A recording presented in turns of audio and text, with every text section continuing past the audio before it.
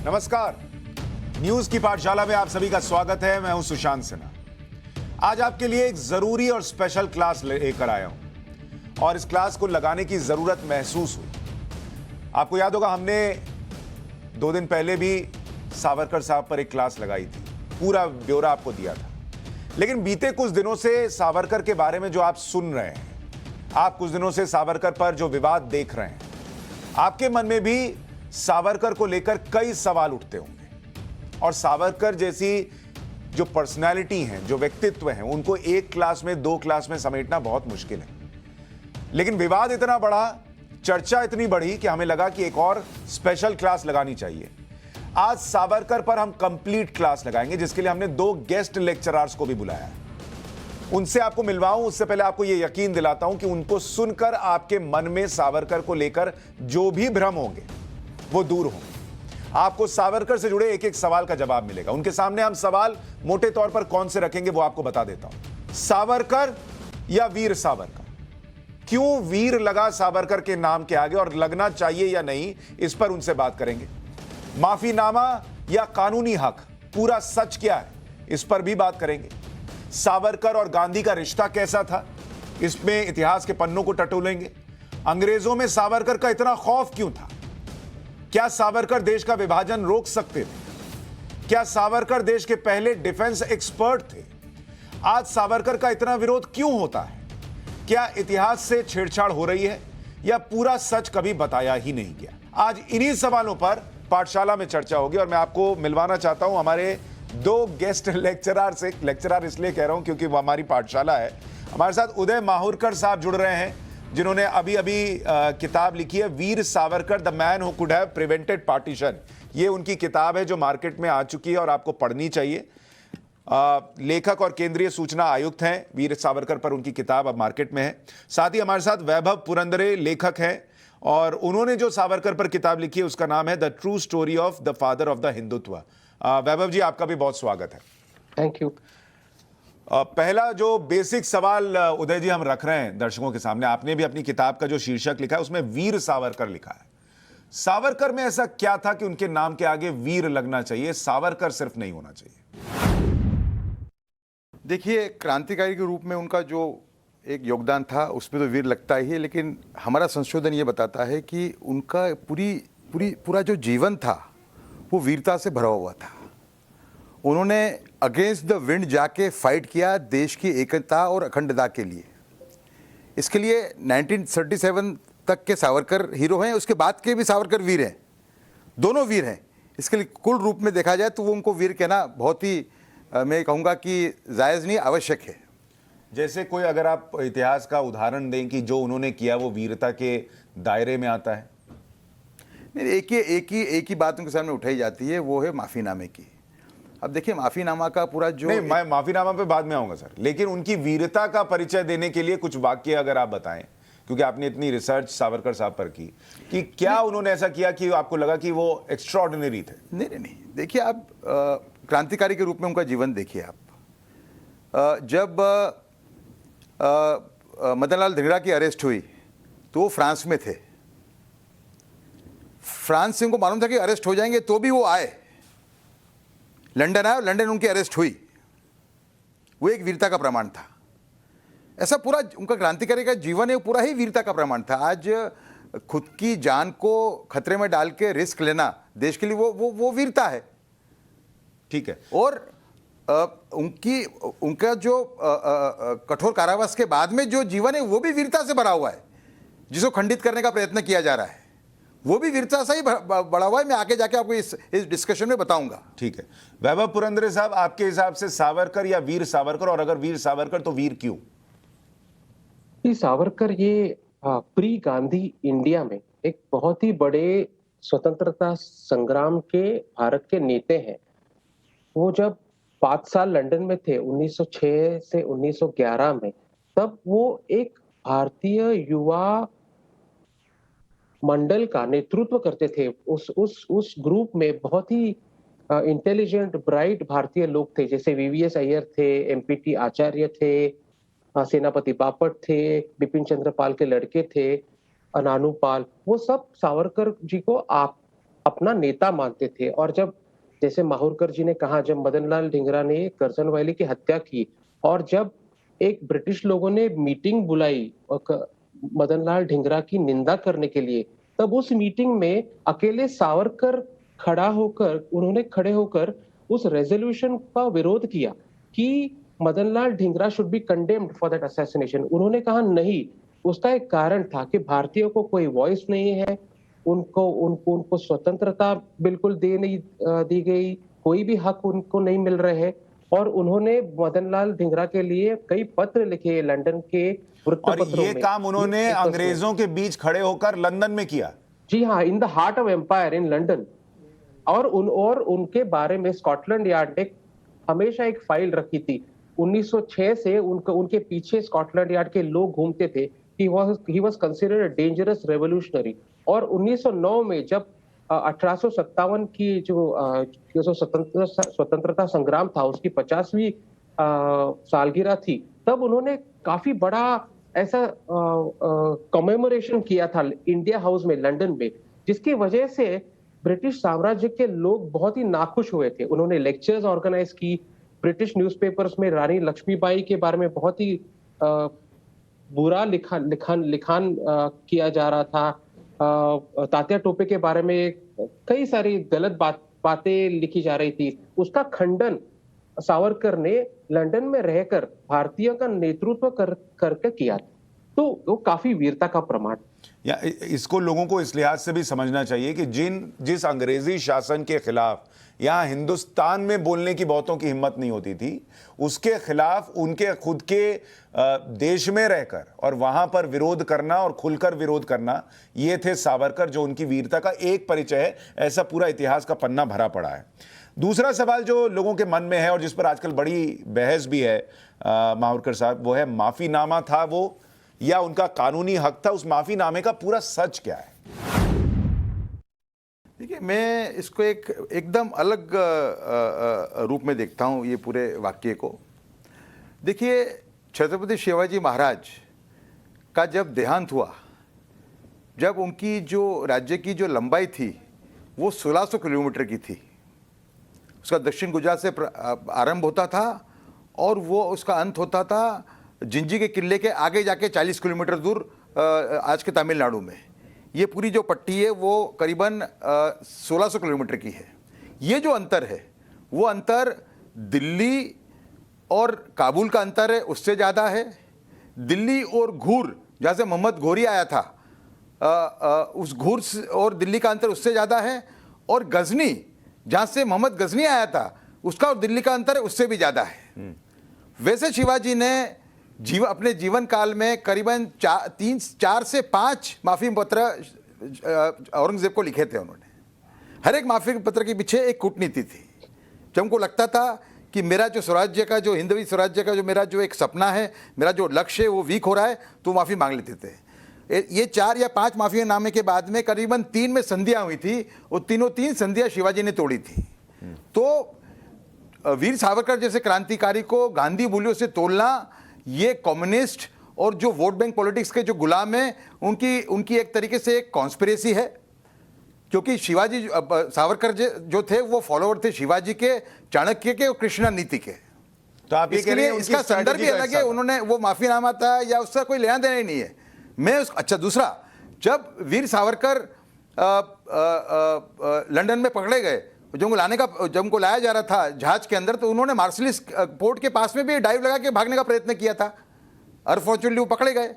बाद में एक रीजनल क्रेडॉक करके एक अधिकारी, उसका एक लेटर है जेल अथॉरिटीज़ को अंडमान में कि भाई शासन सोच रहा है कि यहाँ पे जो कैदी हैं उनको शाम को समुद्र किनारे टहलने की परमिशन दी जाए, लेकिन सावरकर को परमिशन मत देना, क्योंकि सावरकर के कई क्रांतिकारी दोस्त यूरोप में हैं। वो एक जहाज लेके आएंगे और इसको उठा के यहाँ से भगा के ले जाएंगे। तीसरा प्रमाण, एमडेन नाम का एक शिप था जर्मनी का फर्स्ट वर्ल्ड वॉर में, जो कैदी थे अपने सेल्यूलर जेल के अंदर, उनको छुड़वा के रंगून ले जाने का उसका प्लान था। वो शिप बाद में नष्ट हो गया, जो ब्रिटिश और जर्मनी की जो नेवल वॉर हुई उसके अंदर। लेकिन एमडेन का ये प्लान था। ये क्रांतिकारी जो हमारे जर्मनी में थे उन्होंने प्लान किया था। मतलब जो आप खौफ खौफ की बात करते हैं, कितना खौफ था।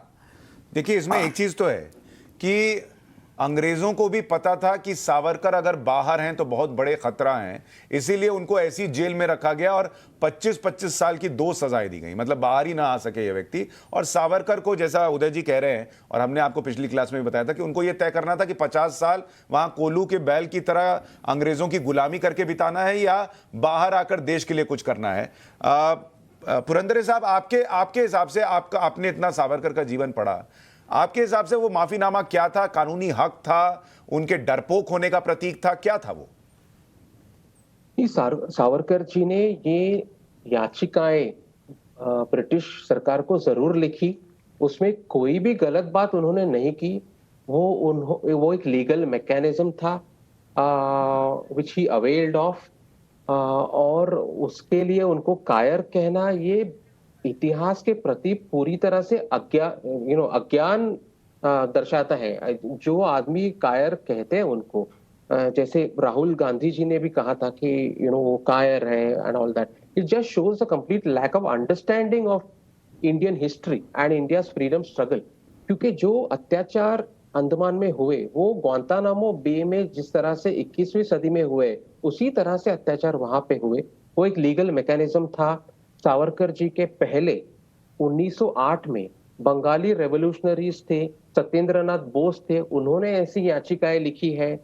सावरकर जी के बाद 1920 के दशक में जो काकोरी कॉन्स्पिरेसी केस हुआ था, उसमें जो अशफाकुल्ला खान थे, सचिंद्रनाथ सन्याल थे, उन्होंने ऐसी याचिकाएं लिखी है because it was a legal mechanism.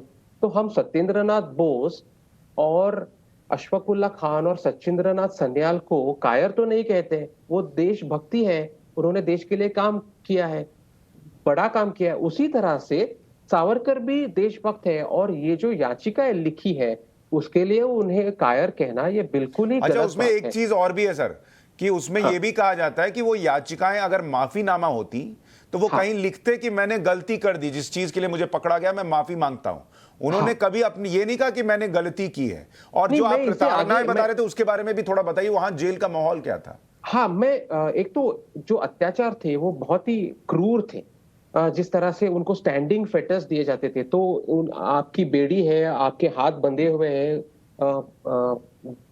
Wall से, और आप 8-8, 9-9 घंटे वैसे ही खड़े हैं। ना आपको टॉयलेट जाने की परमिशन है, ना आपको कुछ खाने पीने की परमिशन है। आपको आयरन बार, जो क्रॉस फेटर्स है, क्रॉस बार फेटर्स उसे कहना जाते थे, उससे आपकी पीठ को इतना दर्द होता है कि अनबेरेबल हो जाता है वो। तो people would collapse, people went mad inside the prison, people committed suicide. तो ये तो पहले ये अत्याचार है। दूसरी बात, I would like to add you to what you said, कि उन्होंने नहीं कहा कि मैंने गलती की है। उन्होंने ऐसा कहा भी होगा तो भी उसमें कोई गलती नहीं है, ऐसा मैं कहूंगा। क्योंकि a testament given by a prisoner under conditions of torture cannot be considered a genuine representation of that prisoner. तीसरी बात, माहुरकर जी ने रेजिनाल्ड क्रैडॉक, जो होम मेंबर थे, होम मिनिस्टर थे ब्रिटेन के, उनका एक कोट दिया। मैं और एक कोट देना चाहूंगा रेजिनाल्ड क्रैडॉक का, और ये सावरकर के दया याचिका के बारे में है। जब रेजिनाल्ड क्रैडॉक ने उनकी दया याचिका पढ़ी तो उनका रिएक्शन ऐसा है, और वो रिकॉर्डेड रिएक्शन है, वो लिखा हुआ है कि इन्होंने दया याचिका तो लिखी है, लेकिन सावरकर के इस दया याचिका में कोई भी पश्चाताप उनके कार्य के लिए उन्हें हुआ है, ऐसा मुझे कहीं भी नजर नहीं आ रहा है। तो ये ब्रिटिश का रिएक्शन है। तो कायर किस बारे में हम कह रहे हैं? देखिए, ये बड़ी अहम जानकारी भी आप दे रहे हैं, और लोगों को ये समझना चाहिए कि जिसे कायर साबित करने के लिए एक माफीनामा का होता है, उसके बारे में पुरंदरे साहब बता रहे हैं कि वो उस जमाने में कई लोगों ने लिखा, उनको क्यों नहीं कायर बताया जाता, उनके माफीनामे का जिक्र क्यों नहीं होता? एक और चीज मैं ऐड करना चाहूंगा इसमें। देखिए, उनकी जो किताब है, माय ट्रांसपोर्टेशन फॉर लाइफ और अंधकार के अंधेरे में से, ये मराठी में है। इन दोनों के अंदर उन्होंने अपनी जो याचिकाओं का उल्लेख किया हुआ है, और उसमें उन्होंने कहा है कि मैं अपने सह कैदियों को समझाता था कि शिवाजी नीति को अपनाओ, ये सड़कें क्या करोगे, आप ये याचिका दो सर एक तरीके से मैं तो कहूँगा कॉन्स्पिरेसी है सावरकर जी को बदनाम करनी, क्यों है इसकी पर चर्चा करेंगे आगे जाके। नहीं, क्या इसमें उनके इसमें मंसूबे देखिए, इसमें अच्छी बात यह है कि ये कॉन्स्पिरेसी करने के चक्कर में इन लोगों ने जो किया, पन्ने हैं जो लगता है, या कुछ ही लोग हैं जिन्होंने आजादी दिलाई, बाकी लोग तो सामने आना बड़ा जरूरी है, और इसलिए हमने ये आज पाठशाला में क्लास रखी। अगले जो हस्बैंड है असफ अली, वो वहां तभी तो उनका जो सिंसेरिटी था और कमिटमेंट था उसकी कोई तोड़ ही नहीं थी, तो उसका कोई दूसरे के साथ कंपैरिजन ही नहीं हो। आपके देश को तो इतिहास ही नहीं है, आप तो ह्यूमन बींग्स ही नहीं है। ये मतलब खौफ जो था ब्रिटिश सरकार को, वो बिल्कुल आप सोचिए कि किसी ऐसे व्यक्ति को जिससे इतनी अंग्रेजी हुकूमत थर-थर कांप रही हो कि उसको कहीं बाहर ना जाने दिया जाए, उसको इतनी प्रताड़ना दी जाए कि हिम्मत टूट जाए, उसको अलग थलग रखा जाए, उसको इस देश में आज की तारीख में लोग जो हैं वो कहें कि वो वीर था या नहीं था। सावरकर या उस जमाने के किसी क्रांतिकारी ने नहीं सोचा होगा कि ये हालात भी कभी आएंगे। लेकिन उदय जी, एक चीज और बताइए कि क्या सावरकर और गांधी का रिश्ता कैसा था? ये जो अभी बहस हो गई कि गांधी ने भी कहा था कि या उनके कहने पर लिखा उन्होंने, उनका अपना रिश्ता कैसा था दोनों के बीच? देखिए, पर्सनल रिश्ता तो कुल मिला के अच्छा माना जाएगा। एक दूसरे के सामने भी आए एक दो बार वो। एक बार जब लंदन में जब 1909 का दशहरे का सेलिब्रेशन था, उस टाइम पे गांधी जी और सावरकर दोनों एक ही मंच से बोले, और पर उसके कुछ ही दिनों के बाद गांधी जी ने कहा कि मारो काटो गैंग है, मतलब क्रांतिकारी के ऊपर करके। तो लेकिन एक पर्सनल दोनों का एक दूसरे के लिए एक खूब सम्मान था। और गांधी जी ने जब एक उपवास उन्होंने 1940s में लिया था और वो खूब खराब हालत में थे, उस टाइम पे पब्लिक अपील की थी वीर सावरकर ने कि Gandhi ji is a national asset. जब कस्तूरबा का देहांत हुआ, उस टाइम पे भी जो उन्होंने श्रद्धांजलि दी है बड़ी पढ़ने लायक है। उसमें उन्होंने करीब करीब उनको एक देशभक्त नारी, एक सती के रूप में प्रेजेंट किया है उनको, शब्द में रिकॉल नहीं कर पा रहा हूँ। और ऐसे उस जमाने में उनके एक दूसरे के दोनों, वो एक तरीके से तरीका अलग था लेकिन रिस्पेक्ट थी। हाँ, तरीका बिल्कुल अलग था। क्योंकि सावरकर ये कहते थे कि the ideology of non violence is very bad for the nation and for the humanity. क्योंकि जो आप पे अत्याचार कर रहा है उसके अत्याचार आप सहते जाओ और उसका प्रतिकार न करो, ये तो गीता के विरुद्ध है, कोई भी धर्म के विरुद्ध है, ये वो कहते थे। और उन्होंने कहा था कि कोई भी आइडियोलॉजी का मूल्यांकन इस बात पे होना चाहिए कि वो मानव जाति के लिए कितनी उपयोगी है। और कंप्लीट नॉन वायलेंस को वो in fact one of the reasons for partition, दो कारण वो बताते थे, एक the ideology of complete non violence और दूसरा Muslim appeasement, which was again connected with complete non violence. क्योंकि मुस्लिमों का जो एग्रेशन होता था, कट्टरवादी मुस्लिमों का, उस पर कांग्रेस रिएक्ट नहीं कर पाती थी क्योंकि it was wedded to complete non violence. Purendra साहब, आपके हिसाब से गांधी और सावरकर दो अलग छोर पर थे, लेकिन क्या कुछ था जो दोनों को कनेक्ट करता था? क्या रिश्ते थे उनके? ये दोनों ही प्रखर देशभक्त थे और उनकी कमिटमेंट थी। जैसे 1909 के फंक्शन का माहुरकर जी ने उल्लेख किया, उसी में जब गांधी बात करते हैं लंदन के सभा में, तब वो लोगों को कहते हैं कि 5 मिनट बात करने के बाद कि आप तो सावरकर जी को सुनने आए हैं, he is your big hero, तो I should now give way to Savarkar, let him speak. तो इस प्रकार का सम्मान था सावरकर के बारे में। और उसी भाषण में सावरकर जी गांधी जी को देशभक्त कहते हैं, तो एक दूसरे के प्रति काफी सम्मान था, आदर था। और एक बात मैं यहाँ पे कहना चाहूंगा कि राजनाथ सिंह जी ने उस दिन कहा कि गांधी जी के कहने पर सावरकर जी ने वो दया याचिका ब्रिटिश को लिखी। उनका संदर्भ गलत हो गया ऐसा मुझे लगता है। गांधी जी के कहने पर उन्होंने याचिका नहीं लिखी। गांधी जी, उन्होंने जो याचिका लिखी उससे सहमत थे, इससे ऐसा हम कह सकते हैं। सपोर्ट किया था उन्होंने। हाँ, सपोर्ट जरूर किया था, वो भी 1920 में किया था, जब टेक्निकली देखा जाए तो उन्होंने गांधी जी की जो एडवाइस थी, हाँ, उसके बाद में भी याचिका उन्होंने दी हुई है। नहीं, लेकिन गांधी जी के एडवाइस से बहुत ही पहले से सावरकर जी, उसके बाद में भी दी है, उसके बाद में भी दी है उन्होंने। मतलब कहने का तात्पर्य ये है, कहने का तात्पर्य ये है कि गांधी जी के कहने पर उन्होंने याचिका नहीं लिखी। उन्होंने खुद यही तय किया कि मुझे ये याचिका करनी है। उसका कारण जैसे माहूरकर जी ने कहा है पहले, उन्होंने अपनी मराठी किताब में माझी जन्मठेप में बहुत ही सविस्तर लिखा है कि यहाँ से बाहर जाते हैं और यहाँ पे हम मर जाएंगे, किसी को पता भी नहीं चलेगा। उससे अच्छा बाहर जाते हैं, कुछ देश के लिए कार्य करते हैं, कोई भी कार्य हो, कुछ काम करते हैं, नाहक मरने से। सो ये कारण था, कुछ जाके बाहर अच्छा काम करे, ये कारण था। नहीं, लेकिन इसमें एक पॉइंट इंपॉर्टेंट है। मैं ये कहता हूं वैभव जी कि गांधी जी के कहने पे लिखा हो या ना लिखा हो, हाँ, मैं इसको क्यों इंपॉर्टेंट माना जाना चाहिए कि गांधी जी के कहने पे लिखा तो ठीक है, वो अब वीर हो गए, और अगर उनके कहने पे नहीं लिखा है तो वो वीर सावरकर नहीं रह गए। मैं इससे अलग कहता हूं, गांधी जी या उस वक्त के जितने रेवोल्यूशनरी थे, किसी को भी इस पर कोई आपत्ति तो थी नहीं, चाहे वो सावरकर ने लिखी हो या किसी और ने माफीनामा लिखा हो, क्योंकि सबको पता था कॉज कॉमन है, बाहर आके देश के लिए कुछ करना है। आपने एक इंपॉर्टेंट मुद्दा यहाँ रेस किया, क्योंकि आप अगर देखें सावरकर जी का जीवन, तो ना ही गांधी जी ने कभी उनको कायर कहा, हाँ, ना ही सुभाष चंद्र बोस ने उनको कायर कहा। जब 1937 में वो पूरी तरह से रिहा हुए रत्नागिरी से भी, तभी नेताजी बोस का ये विधान है कि the whole country will be proud that you are finally out, कि आपके सैक्रिफाइसेस पूरे देश को पता है। नेहरू जी का विधान है उस समय का, उसी प्रकार का। किसी ने भी उनको इस तरह से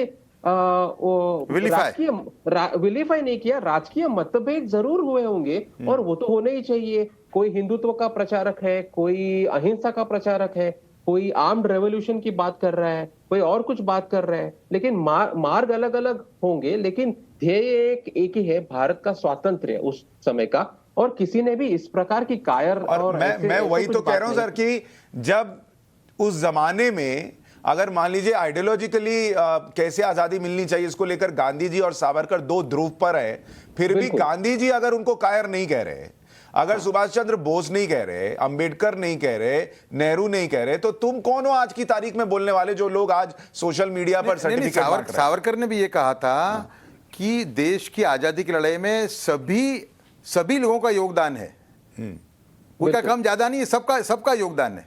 बिल्कुल।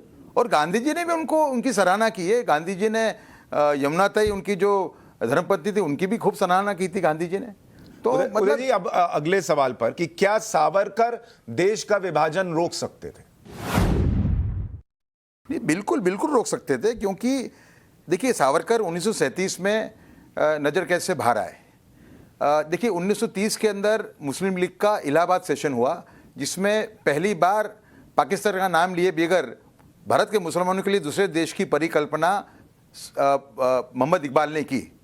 वो कवि जिसकी नज़म में हमारे कवि आज भी गाते हैं ये जाने बगैर कि ये आदमी हमारी मातृभूमि के विभाजन के लिए जवाबदार था।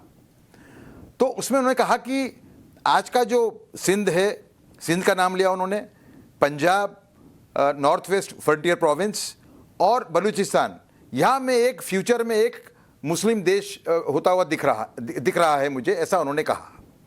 उसके बाद में 1936 के अंदर एक एंग्लो मुस्लिम कॉन्स्पिरेसी के तहत 1936 के अंदर सिंध को मुंबई प्रांत से अलग किया गया। सावरकर 1937 में बाहर आए, उनका स्टेटमेंट है उस टाइम पे कि सिंध प्रांत को अलग कर पाकिस्तान, नए देश का नाम पाकिस्तान होगा, ये उन्होंने नाम को उन्होंने कॉइन किया था। तो पाकिस्तान शब्द एक पब्लिक डोमेन में था ही।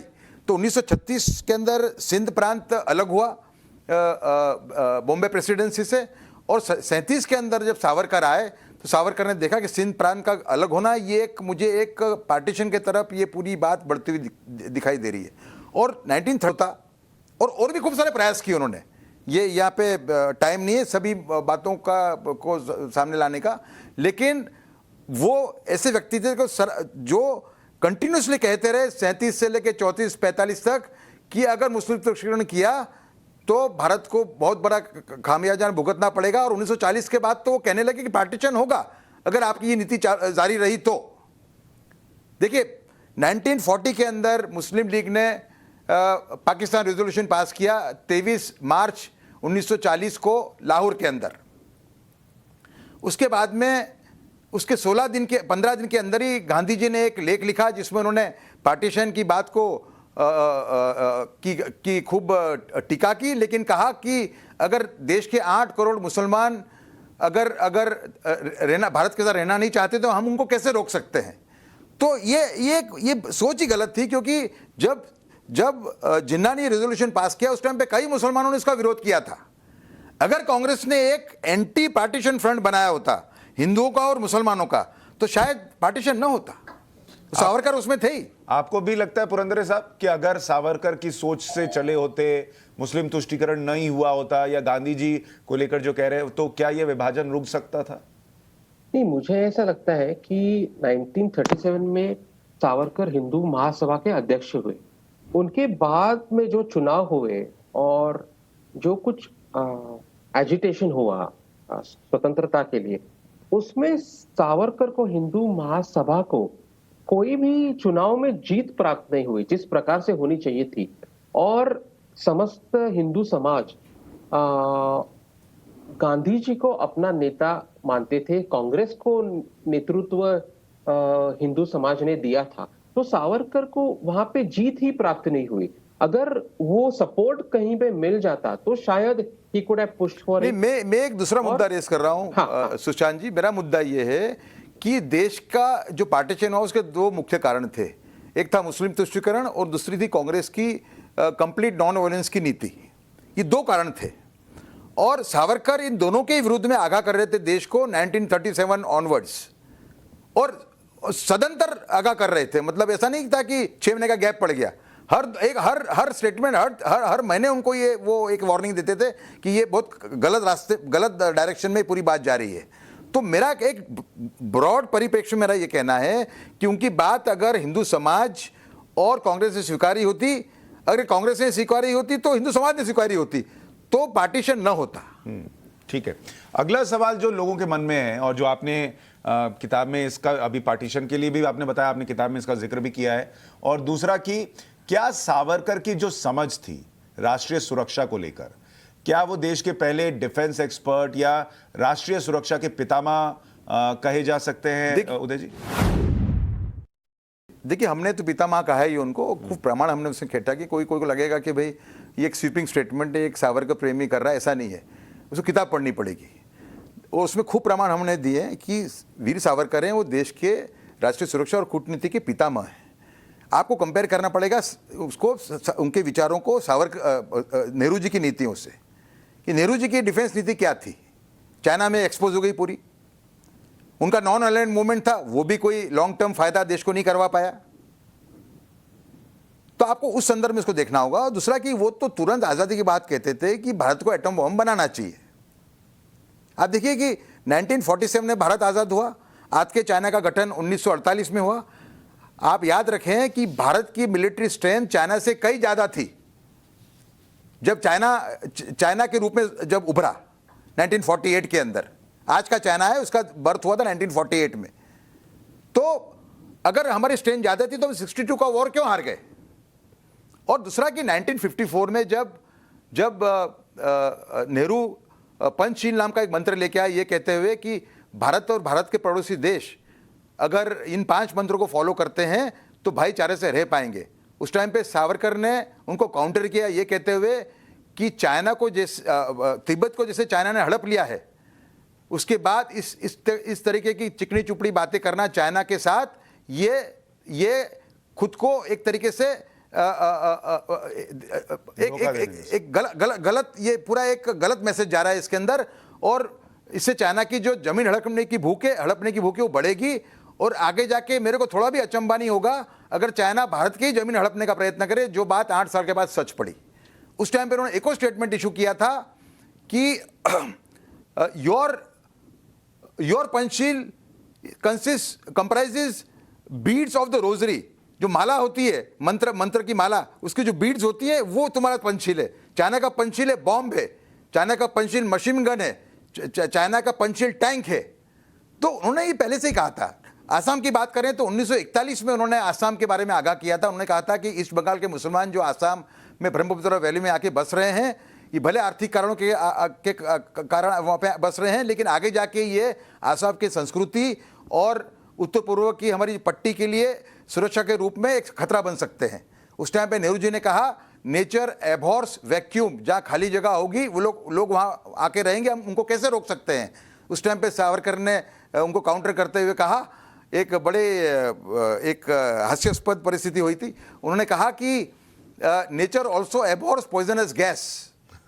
कठोर उनका एक जो शब्द प्रयोग बड़ा कठोर था, लेकिन आज बात वो सही है।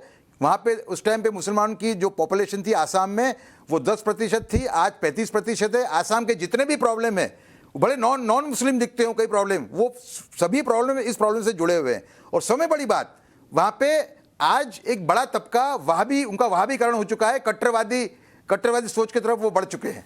तो सावरकर उस स्वरूप में देखा जाए, इनफैक्ट माननीय राजनाथ सिंह ने जो एंडोर्समेंट दिया मेरी किताब, उसमें कहा है कि he presented the first robust defence and diplomacy doctrine of India. Purendra ji, क्या सावरकर देश की समस्याओं को बाकियों से बेहतर समझ पा रहे थे? विजन जो है उनका ज्यादा क्लियर था, दूर तक देख पा रहे थे, या उनके अंदर का हिंदुत्व था जो कि इन चीजों को देख पा रहा था? क्या था ये? सावरकर जी के नेशनल सिक्योरिटी पॉलिसी के बारे में एक बात मैं यहाँ कहना चाहूंगा। उनका एक फॉर्मूला था उसके बारे में, which I find extremely interesting. We may agree, disagree, there can be various opinions on it. उनका कहना ये था कि आपको अगर शांतता रखनी है, और वो इस पर्व में बात कर रहे थे जब भारत की सोच ये थी कि हमें शांतता रखनी है, जागतिक शांतता रखने में भारत का योगदान बड़ा होना चाहिए, गांधीवाद और इस सब की चर्चा होते वक्त उन्होंने ऐसा कहा था कि आपको अगर शांतता रखनी है और खुद का स्वातंत्र भी साबित रखना है, तो आपको मॉडर्न वेपन्स रखना जरूरी है। तो काफी लोगों को ये कॉन्ट्राडिक्टरी लगा कि आप ऐसे क्यों कह रहे हैं कि we must acquire the most sophisticated weapons, even nuclear weapons technology, उससे शांतता कैसे रखिए? आपको तो युद्ध चाहिए। उन्होंने कहा नहीं, आपके पास अगर सोफिस्टिकेटेड वेपन्स होंगे तो आपका जो शत्रु है, पाकिस्तान हो या चाइना हो, वो आप पे हमला नहीं करेगा। लेकिन अगर आप वेपन्स नहीं रखते हैं, they will walk all over you, they will invade India, they will trample all over India. तो उसके कारण शांतता के लिए वेपन्स रखना जरूरी है, and that will ensure peace and that will ensure sovereignty of the country. ऐसे उनका तो एक इंटरेस्टिंग थियरी थी जो आज की तारीख में वही है सर, सारे देश यही कर रहे हैं। मैं वही बोल रहा था, in the post Nehruvian era India adopted that policy. Indira Gandhi ji ने भी वही पॉलिसी अडॉप्ट की नेशनल सिक्योरिटी के बारे में, और आज वो पॉलिसी ज्यादा ही अडॉप्ट हो रही है कि आप खुद की अगर रक्षा नहीं करेंगे वेपन्स के साथ, तो आप शांतता नहीं रख पाएंगे और आपकी स्वतंत्रता आप खो देंगे। ये मुझे काफी इंटरेस्टिंग एक और दो बात जोड़ना चाहूंगा इसके अंदर।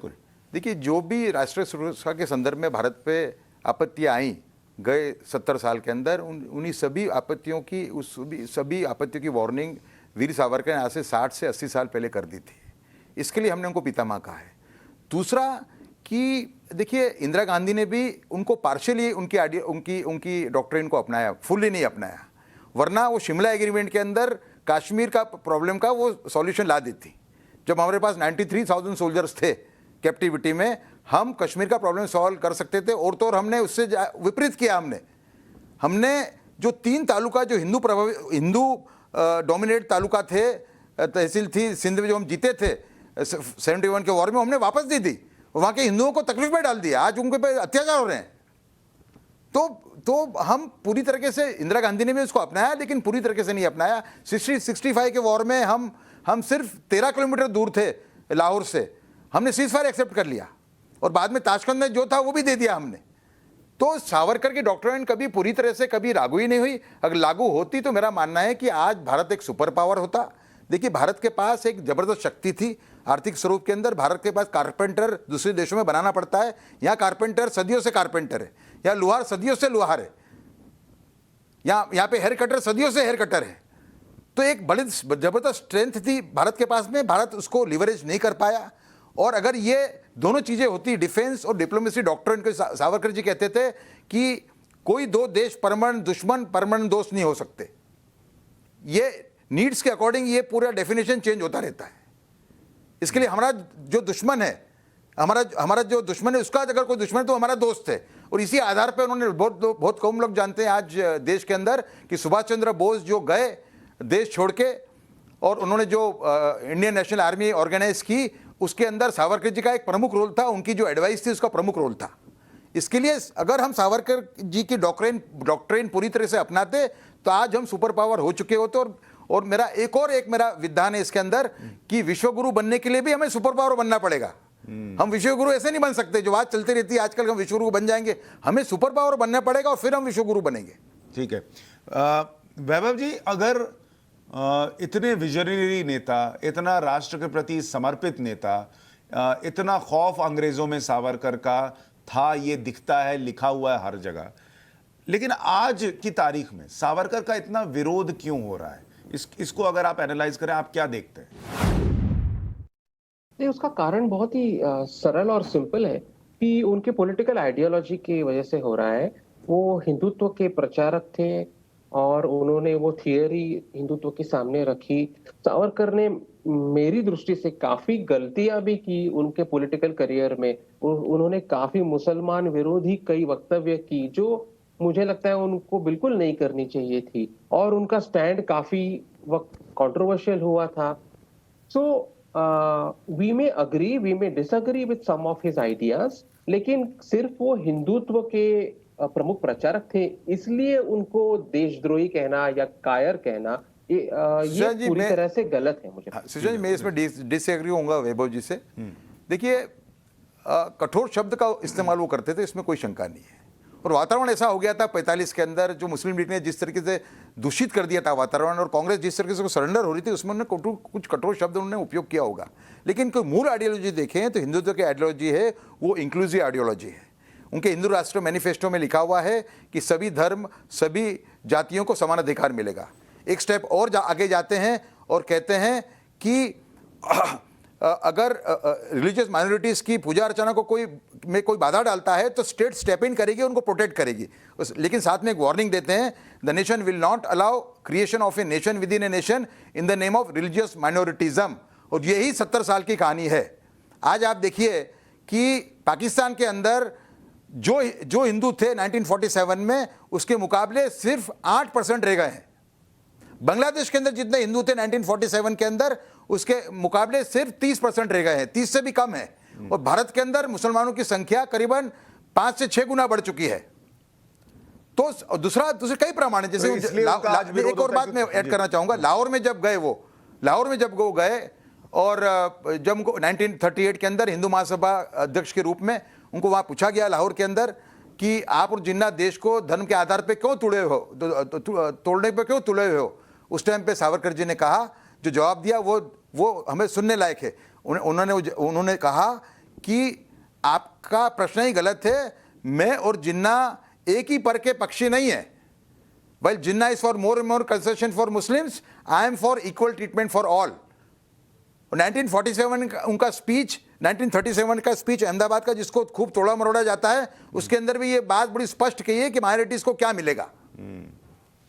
तो उनके कुछ कठोर शब्द को पकड़ के ये कहना कि वो मुसलमानों के विरुद्ध थे, नहीं, वो कट्टरवादी मुसलमान के विरुद्ध थे।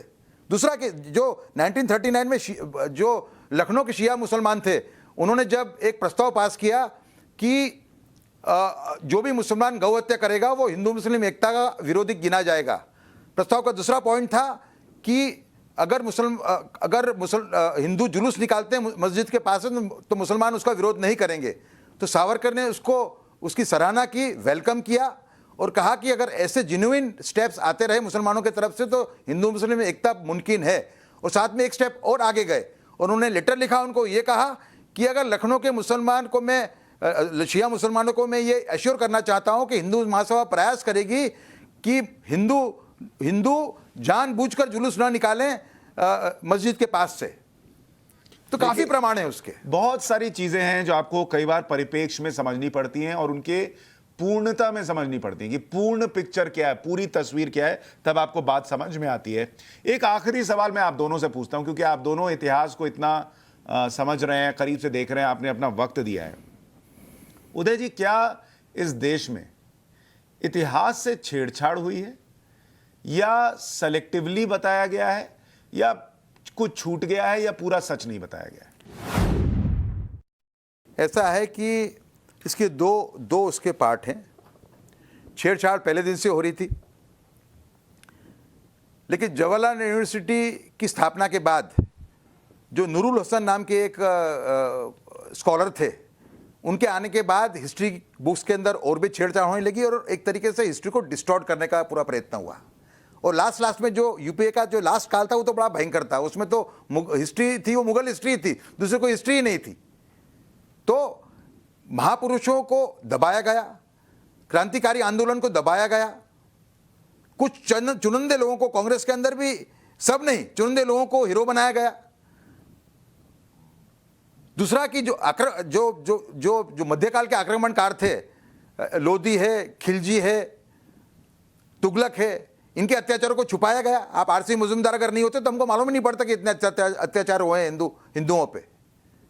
मतलब औरंगजेब का जो अत्याचार है वो इनसे 50% है, तुगलक, लोधी और खिलजी से। तो पूरी तरीके से व्हाइट वॉश करने का प्रयत्न किया गया। आज भी आप देखो कि मैं अभी मेरी किताब लिख रहा था और मैंने देखा कि एक एजी नूरानी करके एक लेखक हैं, हमेशा विरोध करते रहते हैं वीर सावरकर का, और अलग अलग उन्होंने प्रमाण उसके लिए डेवलप करने का प्रयत्न किया है। मैंने उनका एक लेख देखा, मैं दंग रह गया कि उन्होंने एक लेख के अंदर गांधी, नेहरू और सरदार पटेल को भी ब्लेम कर दिया है भारत के पार्टीशन के लिए। मतलब पूरा प्रयास ये है कि पार्टीशन के लिए हिंदू जवाबदार थे, मुसलमान नहीं थे। ये पूरा एक फॉल्सिफिकेशन ऑफ हिस्ट्री है। मेरे ख्याल से ये कहने के इसको हमको रोकना पड़ेगा और एक नई तरीके से हिस्ट्री लिखनी पड़ेगी। और जिसने योगदान दिया है, अशफाकुल्ला खान है, ब्रिगेडियर उस्मान है, हवलदार हमीद है, आज कश्मीर में मर रहे हैं कई मुसलमान देश के लिए, उनकी हिस्ट्री बढ़ाई जाए लोगों को। वैभव जी, आपके हिसाब से हिस्ट्री पूरी नहीं लिखी गई, जानबूझ के पूरी नहीं लिखी गई, छेड़छाड़ हुई, हुआ क्या? नहीं, मैं इससे सहमत हूँ कि पूरी जानबूझ के हिस्ट्री ठीक से नहीं लिखी गई है और वो ठीक से लिखने का बिल्कुल प्रयत्न होना चाहिए। माहौरकर जी ने नूरानी का अभी उल्लेख किया। मैं और एक चीज उनके बारे में, उनके सावरकर के लेख के बारे में कहना चाहूंगा कि हमारे देश में एजी नूरानी जैसे तथाकथित इतिहासकार हैं जो सावरकर के दया याचिका के बारे में लिखते हैं और कहते हैं कि सावरकर ने कभी ये दया याचिका लिखी, ये कभी मान्य ही नहीं किया, ये तो मेरे संशोधन से बाहर आया है, ये बात मैंने बाहर की है। लेकिन 1928 में जो सावरकर जी ने किताब लिखी माझी जन्मठेप, उसमें सावरकर ने, जैसे हमने पहले बात की, सविस्तर इसके बारे में लिखा है। सावरकर ने जीवन भर कहा कि मैंने this is what I wrote the mercy petitions for. So you have historians like A.G. Noorani who claim that they have revealed this, and there is so much illiteracy that they have, that this fact was written by Savarkar himself in a पर मुझे लगता है कि इसके सुजान जी कहा जाता है भारतीयों के बारे में कि Indians lack a sense of history. Indians lack a sense of history, ये स्टेटमेंट कई लोग करते हैं, मैं इससे सहमत हूं। नहीं, और इसमें मैं बस एक चीज जोड़ता हूं sir, we have to write history in a proper way. We have to acknowledge mistakes also, but we have to bring to light a lot of neglected characters also. सही बात है। और इसीलिए देखिए हमने ये जो क्लास आज पाठशाला में लगाई, ये चैप्टर सावरकर का फिर खोला, आप लोगों को बुलाया ताकि लोगों को ये समझ में आए कि सावरकर थे कौन, क्यों उन पर चर्चा हो रही है। सिर्फ माफीनामा उन पर चर्चा क्यों, उस पर ही क्यों चर्चा होती है, और क्यों सिर्फ सावरकर के ही माफीनामे पर होती है और किसी ने, जिन लोगों ने लिखा उस पर क्यों नहीं होती, और उनके जो बाकी के काम हैं, बाकी की तस्वीरें हैं, उनको क्यों नहीं दिखाया जाता, ये आपको समझ में आना चाहिए। और आखिर में इतना ही कहूंगा, ये देश सबका है और इस देश की आजादी जो मिली वो भी उस वक्त जितने लोग थे सबकी वजह से मिली। वो कुछ नाम, वो कुछ चुनिंदा नाम, वो कुछ चुनिंदा लोग जो हीरो दिखाए गए और बाकियों को नहीं दिखाया गया, तस्वीर ऐसी नहीं है।